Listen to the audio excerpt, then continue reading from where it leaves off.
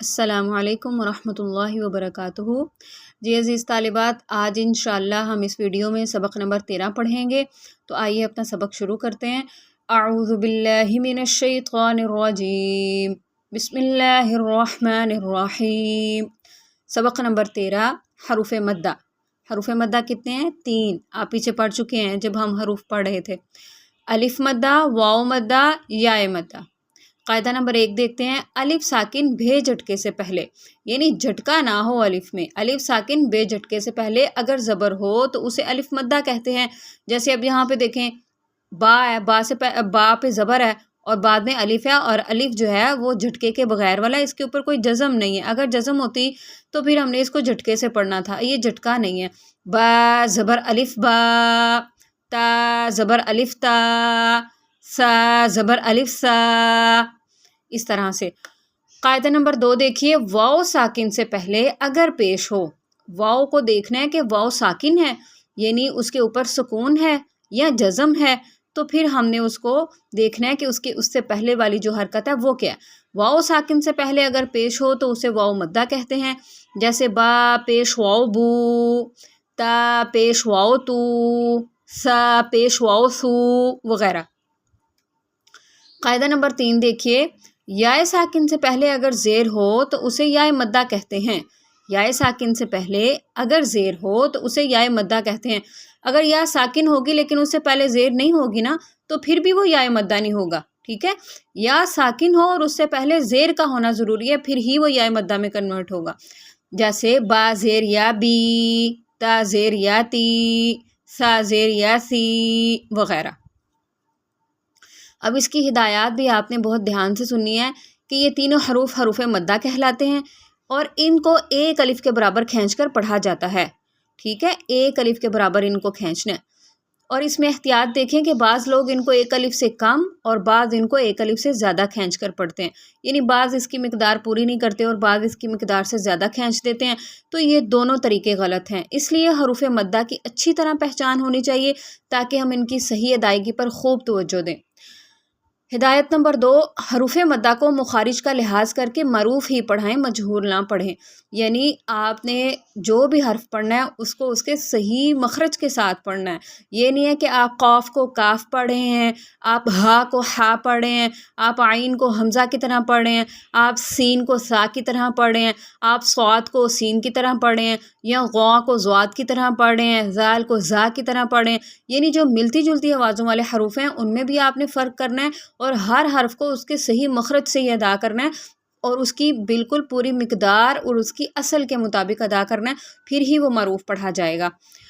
अच्छा, इसमें बेटा मद मनूम करने का जो तरीका यहाँ पे लिखा गया है, ये वैसे मैं आपको बता देती हूँ, लेकिन असल जो दारोमदार है ना वो उस्ताद के पढ़ाने पर ही होता है। हरूफ मद्दा का अंदाज़ा इस तरह लगाया जाता है कि खुली उंगली जो है दरमियाने तरीके से बंद की जाए या बंद उंगली को खुले तरीके से खोला जाए, लेकिन ये महज अंदाज़ा है, असल दारोमदार उस्ताद के पढ़ाने पर है। मसलन आप देखें, ये देखिए, बा ज़बर अलिफ बा, बा पेश वाओ बू, लेकिन ये सिर्फ़ एक अंदाज़ा है।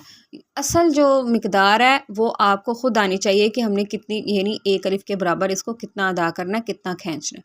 तो आइए हम इसकी मशक करते हैं। बा ज़बर अलिफ बा, बा पेश वाओ बू, बा ज़ेर या बी। अब इस या को आपने नरमी से पढ़ना है क्योंकि या हरूफ लीन में से है ना, सिर्फ जब इसके ऊपर तशदीद आ जाएगी ना तो फिर हम इसको सख्ती से पढ़ेंगे।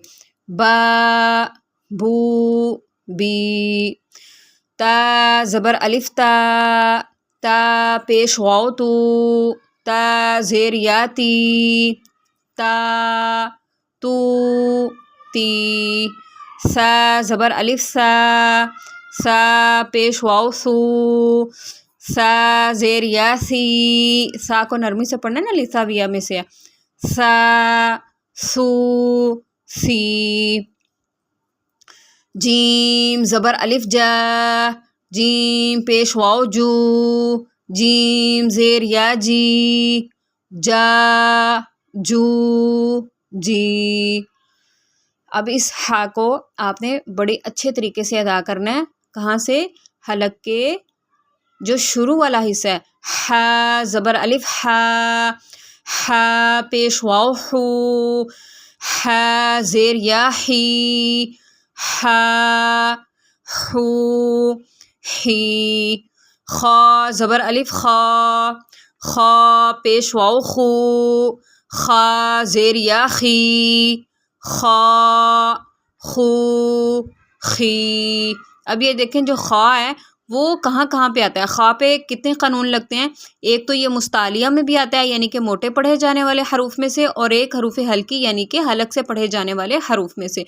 موٹے پڑھے جانے والے حروف کی ادائیگی میں آپ نے ہونٹوں کو گول نہیں کرنا۔